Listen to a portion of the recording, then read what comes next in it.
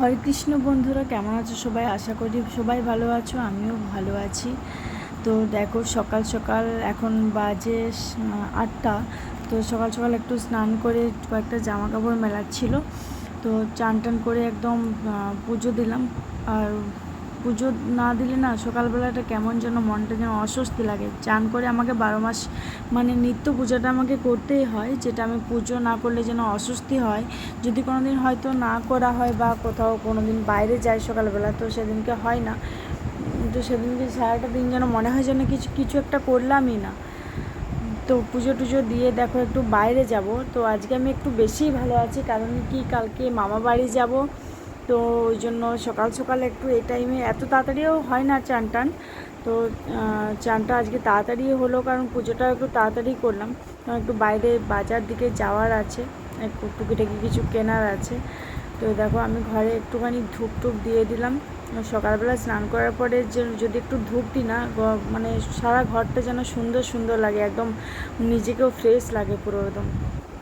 ওই জন্য চলো একটু বাইরে যাব, এবার গাড়ি বের করে নিয়ে বাইরে যাব। তো বাইরে কিছু কিছু টুকিটাকি কেনা আছে, বুঝতেই তো পারছো। মানে কোথাও গেলে মনে হয় যেন যতই থাক না কেন, মনে হয় একটু আবার কিছু একটা কিনে নিয়ে আসি। তো কয়েকটা কুর্তি কিনেছিলাম, তো সেটার ম্যাচিংয়ের কয়েকটা কানের কিনতে যাওয়ার ছিল।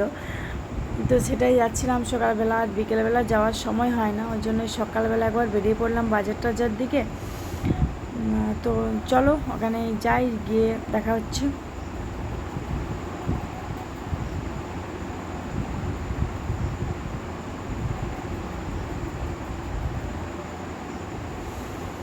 আর এতটাই রোদ দিয়েছিল, এখন কয়েকটা দিন এতই গরম যাচ্ছে, মানে ধারণার বাইরে। সকালবেলা এই টাইমে রোদে বেরোনো মানে প্রচণ্ড মুশকিল, আর না বেরোলেও নয়।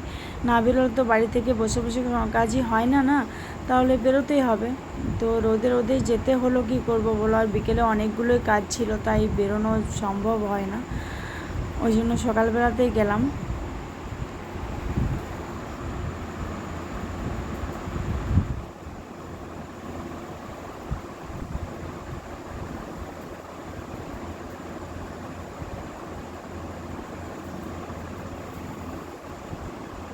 দেখো চলে এলাম, এখন যাব একটুখানি বাজার দিকে, সোনার দোকান। কারণ মেয়েটার কানেরটা আলগা হয়ে গেছিলো, তো ওই জন্য কানেরটা একটু ঠিক করে পরিয়ে নিয়ে এলাম। আর আমারও একটা জিনিস কেনার ছিল, তো সেটাই কিনে নিয়ে এলাম।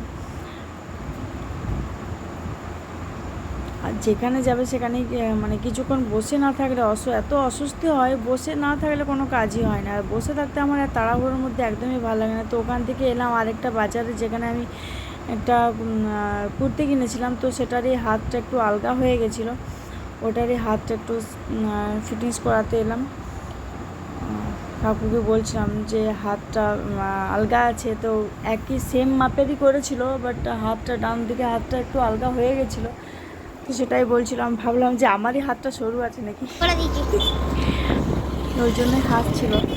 ওখান থেকে বেরিয়ে গেলাম আরেকটা দোকানে, তো সেখানে সাদ্দামদার দোকান, তো ওখানে দেখাচ্ছি চলো। দেখো চলে এসেছি। তো ওখানে টুকিটাকি কয়েকটা জিনিস কেনার ছিল, নেল পলিশ, তারপর কানের। আর কানের কিছু একটা জিনিস ম্যাচিং টাইপের যদি কিনতে যাও, তো সেটা কিনতে এতটাই লেট হয়, পছন্দ তো হবেই না, মানে সেটা কিনতে কিনতে ঘন্টার পর ঘন্টা লেগেই যায়। তো কোথাও বাইরে গেলে এতটাই লেট হয়ে যায় বাড়ি ফিরতে, মানে তাড়াহুড়োর মধ্যে এক নাম্বার যায়, আর বাড়িতে এসে এত কাজ থাকে, তো ভেবে পাই না আমি কিভাবে সামলাবো।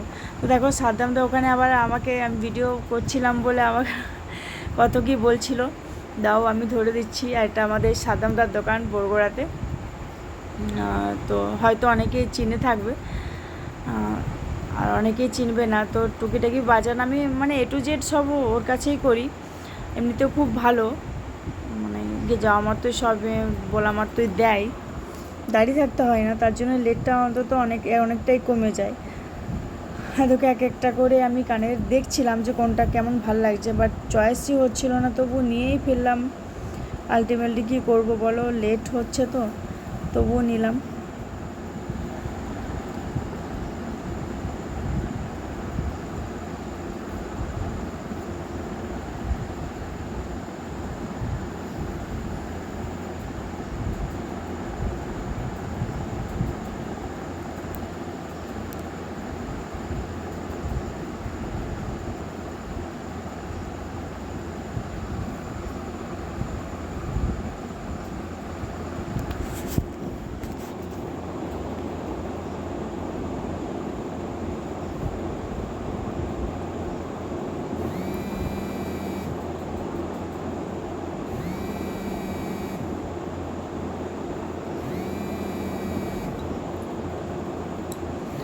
তো এখানটা কী হয়েছিল জানো তো, ক্যামেরাটা মানে অনেকজন ছিল দোকানটাতে, তো সেখানে একজনকে ধরতে দেওয়া হয়েছিল ফোনটা।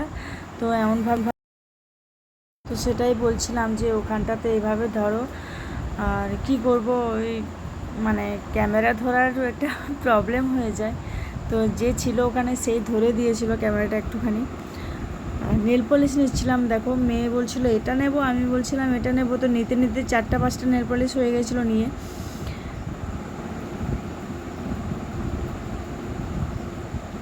আর দোকানে গেলে তো লেটই হবে না, তো কোনোরকম ফাইনালি দোকান থেকে বেরোলাম একটা আইসক্রিম খেতে খেতে সবাই মিলে। গরমের মধ্যে কি করব, এতটা রোদের মধ্যে দাঁড়িয়েছিলাম, তো একটা আইসক্রিম ফাইনালি খেয়ে নিলাম। এবার বাড়ি এলাম, বাড়িতে তো সব কাজই পড়েছিল, জাস্ট চানটা আর কিছু কাজ হয়েছিল, তো রান্না সবই বাকি ছিল। এসে আবার রান্না কমপ্লিট করলাম তাড়াতাড়ি করে। তো কালকের জন্য কিছু গোছকাজ ছিল, কিছু কাজ বাগানো ছিল, ওই জন্য আবার তাড়াতাড়ি করে রান্না করলাম। বেশি কিছুই রান্না করতে পারিনি সেরকমভাবে আজকে। তো কি করব, সবই একা হাতে সামলাতে যা হয় আর কি। সব দিকেই বাইরেও যেতে হয় আর বাড়িতেও সব কিছু করতে হয়। একবার করে ক্লান্ত হয়ে যায়, তবুও কী করব, নিজেকে বোঝাতে হয় যে না, সবটা তো করতে হবে, আর না করলে তো হবে না, বলো কে করবে। তো তাড়াতাড়ি করে কাজটা ছাড়লাম আবার। তো দেখো এই মঙ্গলসূত্রটা আমি নিয়েছিলাম ওই সোনার দোকানটাতে, তো একবার পরেছিলাম, ওই জন্য কেমন লাগছিল দেখলাম, দিয়ে আবার খুলে দিয়েছিলাম। তো কোনো কিছু নতুন কিনলে মনে হয় যেন একবার পরে নিই, কেমন লাগছে দেখে নিই, তারপর আবার খুলে দেবো যে কোনো জিনিসই আর কি। মানে আমার মনে হয় যে আমার এটা একটু বেশি হ্যাবিট আছে, আর কি আছে জানি না, তবে সবাই তো সমান নয় না। আমার মনে হয় আমি এটা করি, মানে আমার কোনো কিছু নতুন নিলে আমি বারবার ধরে সেটাকে একবার পড়ি, তারপর আবার রেখে দিই। তো চলো রান্না করে নিই।